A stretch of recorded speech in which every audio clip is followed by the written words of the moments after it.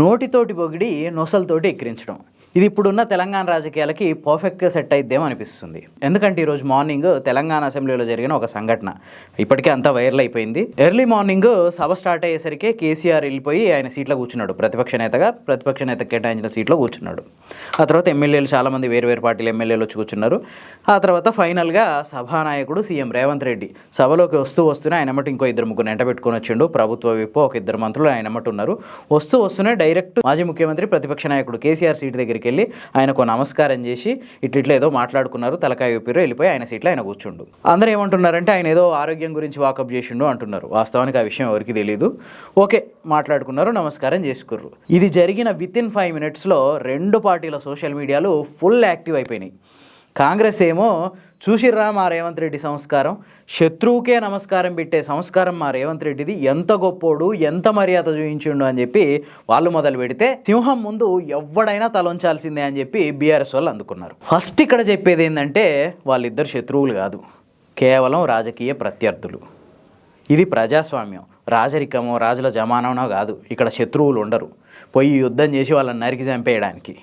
ఇది ప్రజాస్వామ్యం. ఇక్కడ ఉండేది రాజకీయ ప్రత్యర్థులు మాత్రమే. సీఎం కేసీఆర్, రేవంత్ రెడ్డి కూడా జస్ట్ రాజకీయ ప్రత్యర్థులు.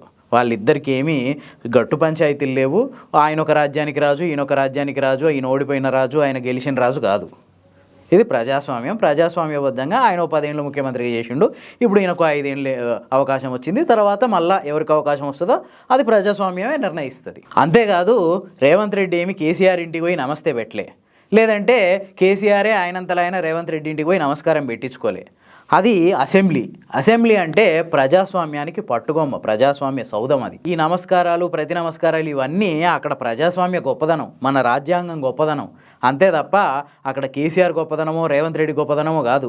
వీళ్ళు నిజంగా వీళ్ళకి సంస్కారాలు, నమస్కారాలు ఇవన్నీ పెట్టుకోవాలనిపిస్తే నిజంగా వ్యక్తిగత వైరం ఏం లేకుంటే ఓన్లీ రాజకీయ శత్రుత్వమే అయితే వెళ్ళిపోయి ఒకరింటికి ఒకరు వెళ్ళి మంచిగా వలకరించుకుంటే అప్పుడు ఇవన్నీ మనం నమ్మొచ్చు. ఈ ఆప్యాయతలు, ఈ నమస్కారాలు, ఈ సంస్కారాలు ఇవన్నీ నమ్మొచ్చు. అది జరిగింది అసెంబ్లీలో. అసెంబ్లీ అనేది ప్రజాస్వామ్య వేదిక. అది ప్రజాస్వామ్యం గొప్పదనం, మన రాజ్యాంగం గొప్పదనం. అంతే తప్ప వీళ్ళిద్దరిలో ఏ ఒక్కరి గొప్పదనం కాదు అది. నిజంగా ఈ రాజకీయ నాయకులకంతా మర్యాదలు అన్నీ ఉంటే అసెంబ్లీలో గుర్తొచ్చిన మర్యాదలు రోడ్డు మీదకి ఎక్కగానే ఏమైపోతున్నాయి, కాకులు ఎత్తుకపోతున్నాయా? పొద్దున లేస్తే బూతులు తిట్టుకొని అసెంబ్లీలోకి రాగానే ఒకరికొకరు నమస్కారం పెట్టుకోగానే పవిత్రులు అయిపోతారా? ఇది ఎట్లుందంటే చేసిన పాపాలన్నీ చేసి పోయి గంగల మునిగినట్టుంది. 100 గంగలల్లో మునిగినా చేసిన పాపాలు పోవు. కర్మ అనేది ఒకటి ఉంటుంది, అది వెంబడిస్తూనే ఉంటుంది.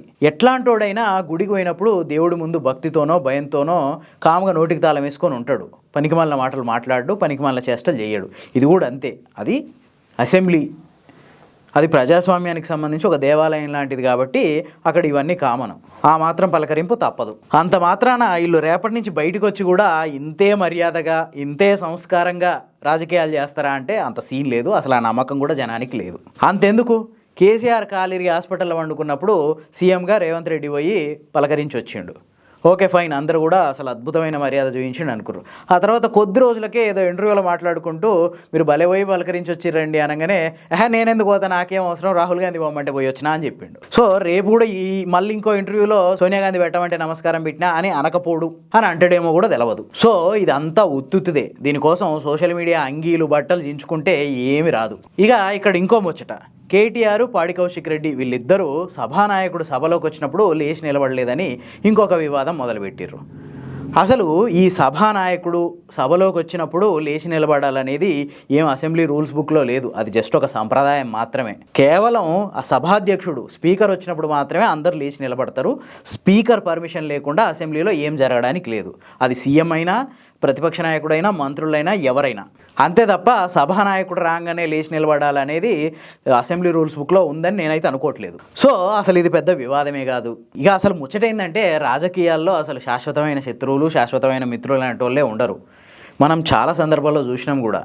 అసలు తెలుగు రాష్ట్రాల్లో తెలుగుదేశం పార్టీ అనేది పుట్టింది పూర్తిగా కాంగ్రెస్ పార్టీకి వ్యతిరేకంగా, కాంగ్రెస్ పార్టీ విధానాలకు వ్యతిరేకంగా. అట్లాంటి తెలుగుదేశం పార్టీయే 2023 తెలంగాణ అసెంబ్లీ ఎలక్షన్స్ టైంలో కాంగ్రెస్ తోటి టీడీపీ పొత్తు పెట్టుకుంది. ఇప్పుడు కూడా ఒక విధంగా తెలుగుదేశం ఈ ఆంధ్రప్రదేశ్ వింగ్ బీజేపీతో కలిసి ఉంటే తెలుగుదేశం తెలంగాణ వింగ్ వచ్చేసరికి రేవంత్ రెడ్డికి సపోర్ట్ చేస్తుంటుంది. ఇదంతా బహిరంగ రహస్యమే. సో రాజకీయాల్లో శాశ్వత శత్రువులు శాశ్వత మిత్రులు అనేటోళ్ళు ఉండరు. దీన్ని చూసి సోషల్ మీడియాలో వాళ్ళ అభిమానులు బట్టలు దించుకొని ఒకరి మీద ఒకరు వాళ్ళమ్మనక్కని వీళ్ళమ్మనక్కని వాడు తిట్టుకోవాల్సిన అవసరం లేదు. అంతేకాదు వాళ్ళని చూసి మనం భుజాలు తడుకోవడం, వాళ్ళని సింహాలు పులుల్లా పోల్చుకొని సోషల్ మీడియాలో అమ్మలక్కల్ని తిట్టుకుంటూ టైం వేస్ట్ చేసుకోవడం మానుకోండి. అధికారం కోసం ఎప్పుడు ఎవరైనా ఎవరితోనైనా కలవచ్చు, కలహించుకోవచ్చు.